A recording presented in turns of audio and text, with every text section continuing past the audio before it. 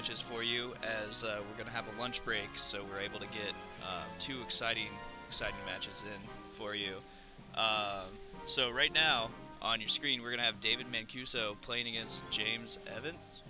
No, he's actually going to be playing... Wait a second, we haven't updated, my bad. He's going to be playing Joseph Costagliola. So, 2 of the, I'd say, more well-liked guys in the community. David's been around forever. Since I've started playing, which is like at least 6 years, so man's been around. Right.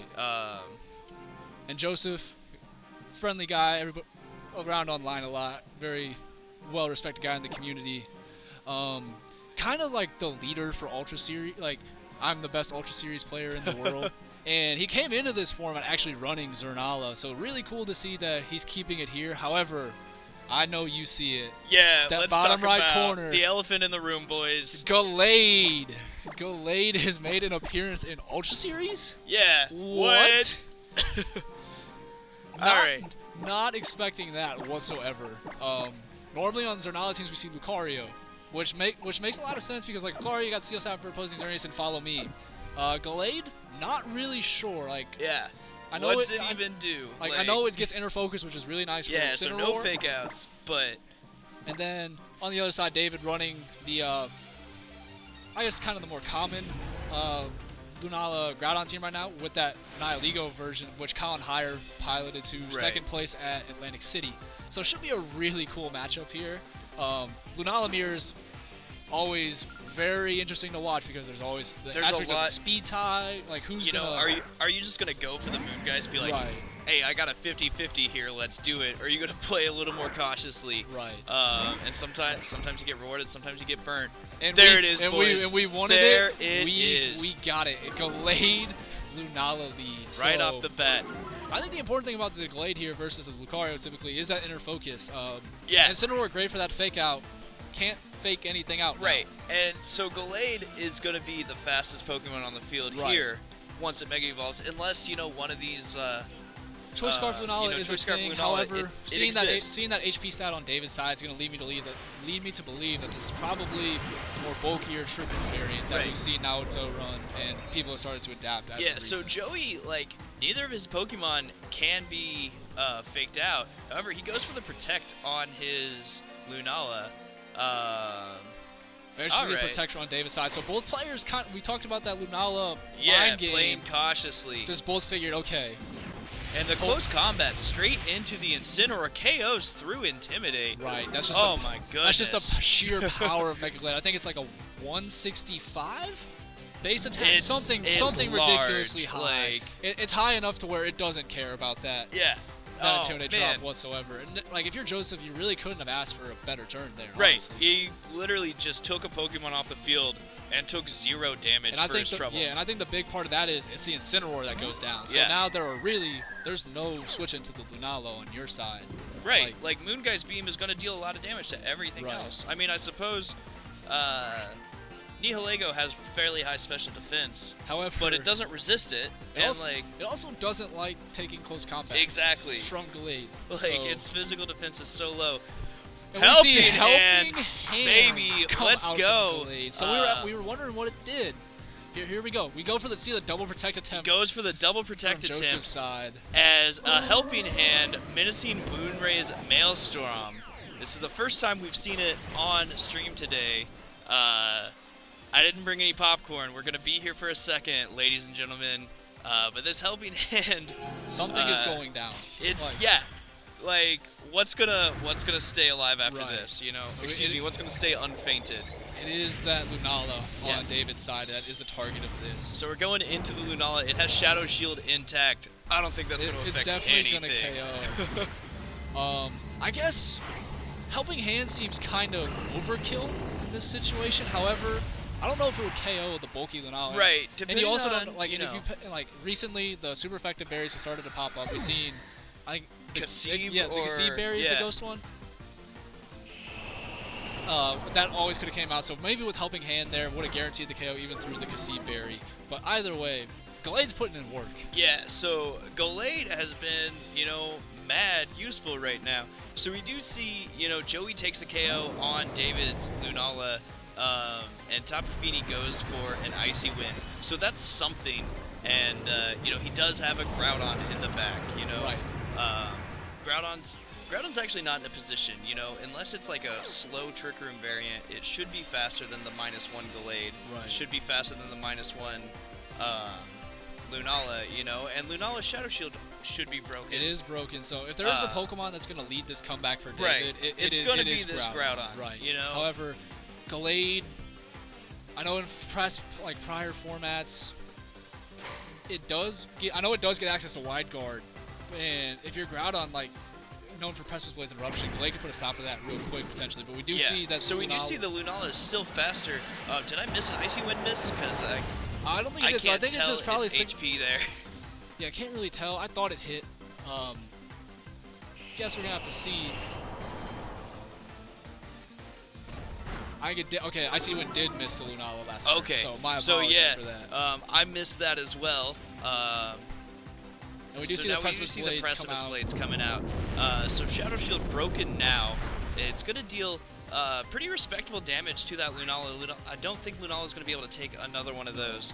Now the question is, Gallade does learn Wide Guard. Is that a concern? We've seen Protect, we've seen Close Combat, we've seen Helping Hand.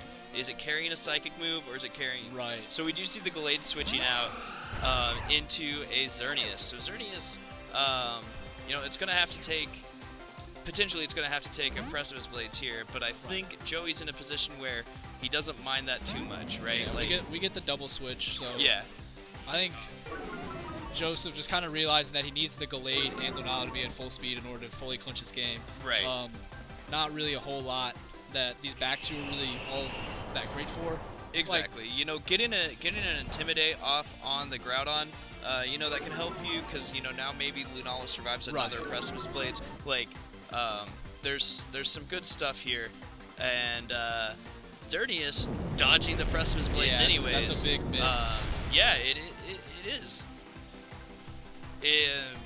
So we do see the Incineroar doesn't activate a berry with that Precipice Blade, so it will go down to another one. However, Joey's got Fake Out Geomancy pressure here, and if you're a low-level player like me, that's what I'm clicking every time. And I think if you're like, I don't really see an issue with that. You have the last two Pokemon out here, and also if you're Joseph, you're in such a commanding spot where you can actually get some really good information out of David in this situation. Right. You can force the Fake Out Geomancy play here, and you can figure out, okay, does this Fini have Haze? Is it Berry?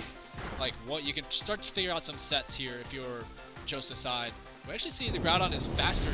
Well, the Xerneas did take an Icy Wind on the turn it switched in, and that Precipice Blades did pretty much negligible damage. So that, yeah, there was an Intimidate, but like that's a thick Xern. Right. That's just another good information thing that's to pick something up for that game, you for know, both players. that David wants to know going into game 2. So now this Xerneas is going to be at +2 special attack, +1 speed after the Icy Wind that it took. And while Groudon's fairly healthy, Tapu Fini usually EV to live that Moonblast. Gallade, we saw that Helping Hand. Helping Hand is going to just destroy any calcs that David trained his Pokemon to be, you know, capable of surviving. Right, but we do see it's Lunala here, so just kind of more the conservative approach. Just knowing that, hey, Lunala can win this game, you go for like a Moonblast and a Moongeist Right, because we saw how much the Moonblast or the Moongeist Beam did to Groudon already. You know, it's only going to be able to take one of those before going down. You know, we're 2 hits from KO. So we do see the Dazzling Gleam come out.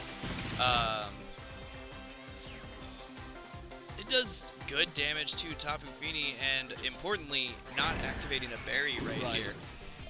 So then this Moongeist Beam coming into, it's most likely going to pick up a KO on whoever Joey targeted. It is that Tapu Fini. So that just prevents any chance of a Haze or anything else coming out. And we do see Precipice Blades. So some more important information. See that it is enough to pick up the KO. It does KO Lunala at 50%. Without a critical hit. So that's actually, you know. Yeah. So good information there for both players. Just to take forward. Last few turns of the games have really dragged out. And while it hasn't been as eventful as the first 2 turns for Gallades picking up knockout, we see double Okos. Really good information to take forward for the games. You see, okay, like you get a real show of the bulk and how the game, like how like Groudon, its damage capabilities. All right, Joseph now knows that he can play around it in some certain way. And yeah, so I think a lot of this, right? Like, if I'm facing a Gallade, I don't know what to expect. Right. You know, like I was super surprised Incineroar went down to -1 close combat. I don't know that calc. You know, so I imagine maybe David didn't know that either. You know, maybe he plays it differently if he's aware of that. So this is kind of where, you know, I think he's gonna look like, okay, now I kind of know what this thing does. Now how do I deal with it, and how do I deal with everything else? Right. And I think kind of a note there, if you're David, was just kind of how much work Groudon did in that late game still. Like, Right. Joseph got off to that big lead, but Groudon still did a ton of work. Could have, like, we saw that big miss on Xerneas earlier, like when it switched in. Like, if that hits, maybe things go a little bit differently. Right. Maybe there's some things where if that does hit, Joseph plays around it differently. But if you're David, it gives you a really solid game plan. Like, okay, if I can get my Groudon going, it's gonna start doing a lot of work here. Exactly. So, while those first two, like, while that game went nothing like he wanted it to, there's still a lot of room for Right. improvement. He got some good knowledge about how this matchup Right. works. You know, so maybe he's got a chance to run it back games 2 and 3. Right, so what you picked up is you can't leave Incineroar in on Gallade. Helping Hand is actually a really big thing there too, because It ruins calc so Right. much. like normally you think of, oh, Lunala needs the the Z move to KO opposing Lunala. Helping Hand would just remove that threat generally. Like, Right. even just Helping Hand Moon Guy being will KO. We actually see a Crobat adjustment here from Joseph, so really interesting there. Maybe going for that Tailwind aspect, and if he does, then it's a great call. Seeing that Right. Salamence lead, Salamence is a great option to Yeah. get that Gallade. Like, so David really, you know, kind of showing that he's afraid of that Gallade. 2 Pokemon that resist Right. the fighting type attacks. You know, Salamence is going to deal a ton of damage to it. And Joey is just like, all right, Gallade's done what I needed to. Let's put the fear into you. Right. Now let's do something else. Yeah, it's just, and counter. just a great adjustment there from Yeah. Joseph. Gonna have the speed control option from Crobat, and we talked about the Helping Hand from Gallade. Crobat basically has that with Super Fang, right? Right, because Super Fang is going to chip whatever, you know, once it's at half HP, it's much easier to pick up Right, a KO. so this Crobat's about to be very problematic for David. Doesn't have the offensive threat of Crobat, but still those support Right. options that just kind of annoy David's side of the field. Yeah, They're so gonna we be do big see the issues. Tailwind coming up from Crobat as Double Edge goes into Into the Lunala. Lunala, and Lunala breaking that goes shield. straight on the offensive with the Z move. Right, so first guess is this is going to probably be targeting the Salamence, just wanting to get that off the field. If you do have Gallade in the back, it's a great KO to be taking here. Exactly, like once Salamence goes down, Gallade's in a great position. Like, what else does David have that really, I mean, Right, Groudon he is still, going to take, he still you know, has the Lunala, which is, of course, the best answer. Right. Like, fighting Psychic type Gallade, but just removing one threat at a time. This is just one step in the puzzle Exactly. for Joseph to be taking here. So yeah, we do see the menacing Moonraze Maelstrom into the Salamence. It does pick up the KO there. And yeah, that's a good KO for Joey to take. As And we baby, do, and Varium Z. And we do get that Twinkle tackle from Tapu Fini. So, not changing it up from Naoto. This Farium Z Tapu Fini that took the World Championships by storm. We saw that Maelstrom from Lunala. Tapu Fini putting its own little storm here Yeah. on Lunala. Gonna So, not KO Not though. KOing the Not KOing the Lunala, which is big. That's huge. You know, because now the damage output of that Fini is still going to be respectable, Right. but it's going to be considerably lessened because it no longer has a Z move. Right. Still have the Icy Wind threat, which is nice. However, Tailwind in is situations active, like that where people ignore the Tapu Fini because you don't think it's got the damage output, then it launches that Z move. You expect it to get a KO, so missing that's really big. Yeah, so that's a good tech for David to be carrying. Right. Missing that KO, you know, by just a sliver of HP is just really unfortunate. But now we do see the Groudon hitting the field. Groudon's never in a bad position, honestly. It feels Right. like I actually really kind of like this position for David, honestly. You can protect your Groudon here if you want to. And you can go for an Icy Wind. However, we see Tapu Fini protecting here.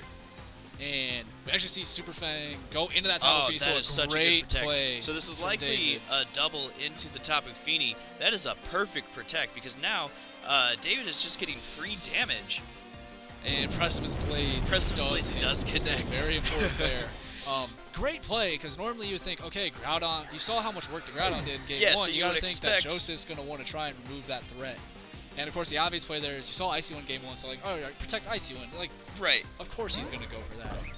And now David, here's the Gallade. Yeah, David pulling the rug out from under Joseph right there. However, we saw that Twinkle tackle when in turn 1. There's got to be a Moonblast. And so Gallade's not going to appreciate that. Gallade not wanting to take that. So that was just another great information piece that David kept to himself in game 1. Exactly, Now not revealing in game 1, and now he's got that available. And we do so see you see Gallade protecting here, not wanting to take that Moonblast. As a Super Fang goes into Tapu Fini. So safe play there. Normally you probably would want to have that shot at the Groudon slot. However, you don't know if it's going to protect. Tapu Fini just protected itself. So just kind of a safe play there. And that's a great great you know, now Joseph the tables have turned. Joseph got that protect for the Pokemon that was the double target. Like, free damage is always a good thing. Right. You know? Well, yeah, now you have to be worried about, if you're David, the Super Fang close combat into this Groudon. So maybe we'll see a Protect come out from this slot now. Right. Finally getting that. And so we see do Gallade see Mega Lunala. Evolve. Lunala's in a great position. Yeah, right? Lunala's... Super Fang can't touch it. Close combat can't touch it. Zen Headbutt, if the Gallade is carrying it, you know, is resisted. We actually see David not going for that Protect from Groudon. Yeah, so playing so a we little do see the risky Super Fang and a close combat into the Groudon. How much is this going to do? It's enough. KOing. So we see the strength of that Gallade That there. is such a powerful Pokemon right there. And so this, you know, Lunala is still in a good spot, though. It's going to resist everything that Joey has to go for it. But, you know, now it's a 2v3, you know, no switching, no, you can't. And we saw, and I think the more important thing with that is we saw how important that Groudon was in game 1 for dealing with Xerneas. Yeah, and losing it now. Right. And normally if you're like Lunala, it's like, fine, I'll get my speed control up. However, when it gets boosted, and because this Crobat's carrying Taunt, like you can Taunt Fini for a Haze, you can Taunt preventing the speed control options. Just really not a whole lot to deal with that Xerneas. That's a great play from Joseph. To just realizing that, okay, if I KO the Groudon, I just win now. Exactly. And realizing that there is some risk of that because it could protect. It could protect. Just going you know, for it anyway. That could have been the spot that Lunala switched in for. Right. But we do see the Protect come out from Gallade action, so just buying some more time, just making sure that not KOing, like. And we do see the Moon Guy's Beam goes into the Crobat slot, so a good call from David. Yeah, so David making sure he is still getting damage, still working on it, and not falling for that taunt, like he didn't go for a Tailwind or a Trick Room to try and match speed control. He just went on the offense because he's got speed control, with that Icy Wind. And that Icy Wind damage there is actually important. Like, KOing the Crobat there is going to be a pretty big thing. Right. Like we said, there's Xerneas in the back. Xerneas really still doesn't like 2v1s, so that Icy Wind, like, doing all that damage, Moon Guy's Beam onto the Gallades really kind of got Joseph pinned here. Like, if he wants to switch around, Xerneas has to eat a couple, like, eat a hit Xerneas is going to have to take some damage, and, like, if Xerneas is switching in, takes an Icy Wind, that's just going to make it that much harder for it to set up later on. Right. So, like, yeah, like, David is still, he's not in a great position. Like, I'm not going to sugarcoat, but he's not out of this game by any means. Right, that was a great step forward. Like, needing to make that call, getting it right, puts him right back in the game. I actually see Tapu Fini protecting itself here. So not going for that Icy Wind, maybe afraid of one of Gallade's potential coverage options.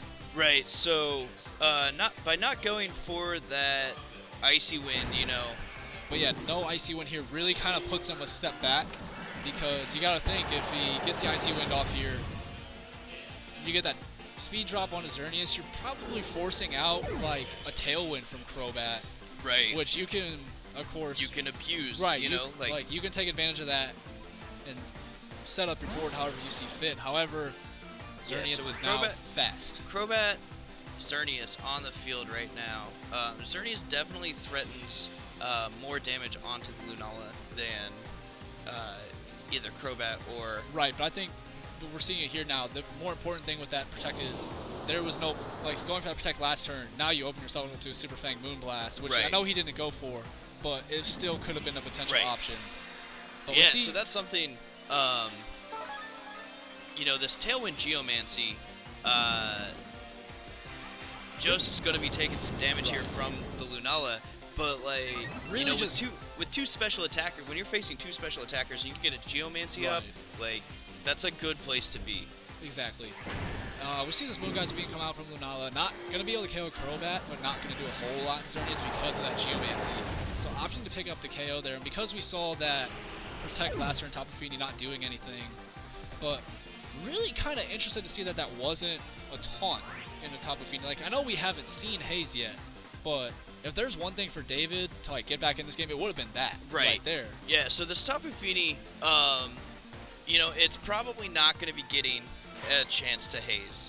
Even Dazzling Gleam. I mean, would be picking it up. did wear out though, so he can reset the Trick Room now. We actually have a really good call from Joseph. Yeah, going for that Moonblast there, as Trick Room does come up, so that's probably the best turn that David could have. Right. So now, now this is where we ask the question. If there's a Haze, Haze, you have to go for it here. If you're David, if there's a Haze here, David's got a chance. Right.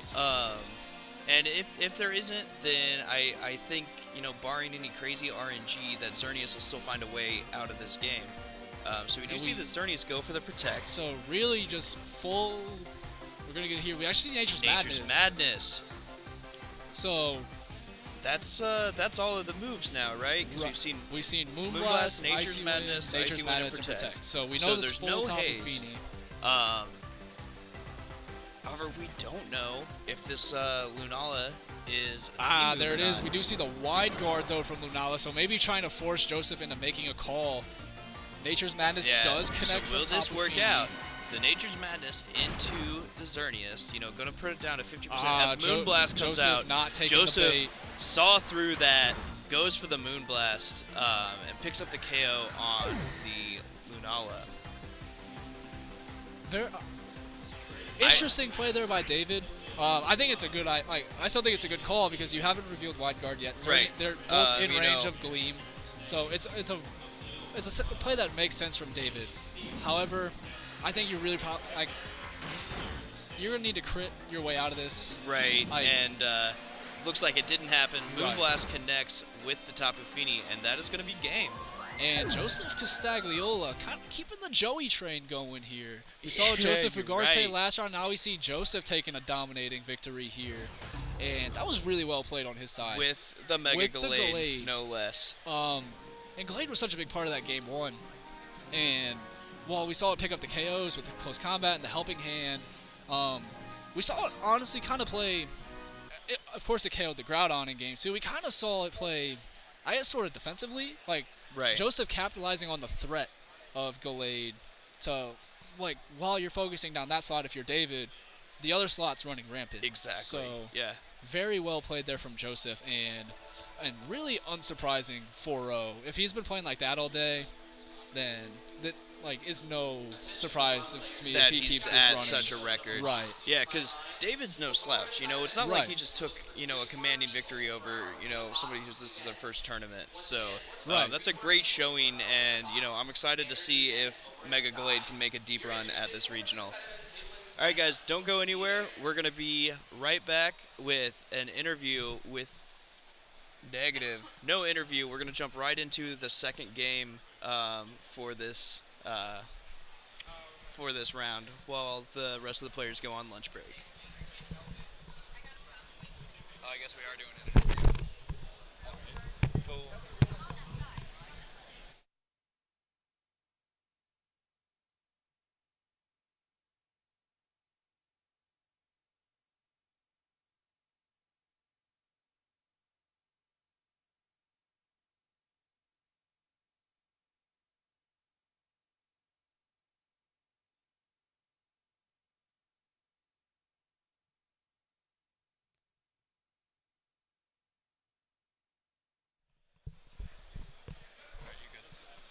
Alright, guys, change of plans here. We weren't originally going to do a winner's interview, but out of nowhere, winner from this last round, Joseph Costagliola, happens to sit down next to me.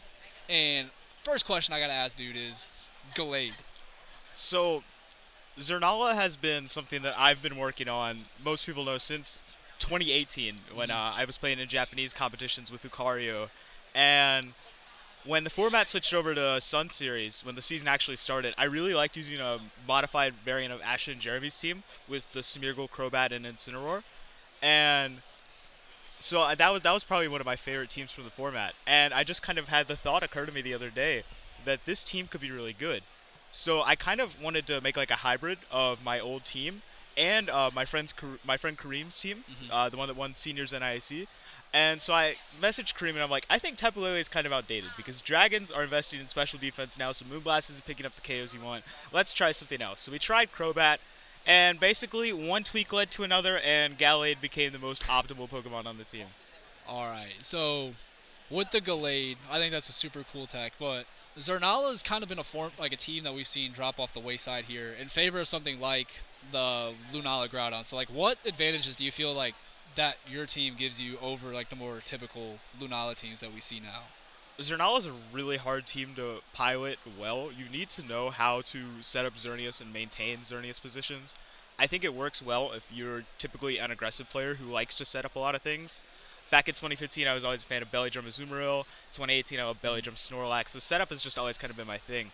Uh, Also, I just had so much personal experience with it. There was a recent interview from the Cologne Regionals where I saw Febzy give a statement about how you should use teams that you know and not teams that you just think are good. And so I'm like, what team do I know best? I know Zernala, so I'm going to bring it to this regional. All right, so yeah, comfort, of course. Like at the end of the day, really a big part of the game we play. Like it's why people like Wolf has succeeded for so long. Like stick to a play style, you're great. So when you're playing, so now I want to kind of switch topics. When you're playing someone like David Mancuso, I guess one of the more respected players in the community, he's been around forever. What are you thinking when you go into this type of series against another guy like that, knowing you have techs like Gallade on your team? So David is one of my best friends. He's in my Gazpacho friend group. But I know that David is also really good friends with Colin Hiron, so I was actually expecting him to have that team. And it was kind of a team that I had theoried to beat from the start. I think that Gallade Lunala just pins that team so hard, as we saw in Game 1. And so honestly, I wasn't too scared to play David. But I think that was more matchup than anything. David's a very smart player, and he did make some reads in that game that threw me for a loop. But overall, I had a really good time watching this match. A lot of cool techs there. Never would have expected to see a Gallade, so I really want to thank you for bringing that to everybody. Kareem and I found out that Gallade has no CP for the entire VGC 2019 season, and I'm a win away from getting Gallade its first CP. Well, hopefully you're able to pull that off. Best of luck to you, man. All right, thank you.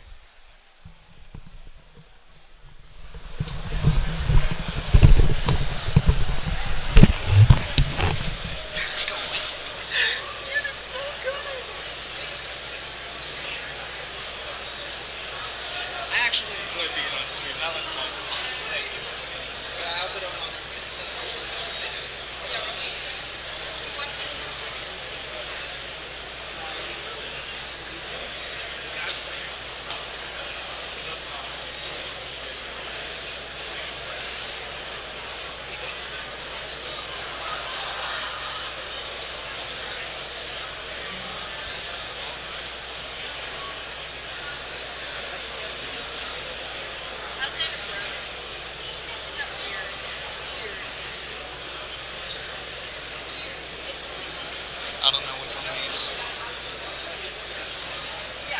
Leave it. Let's move my finger.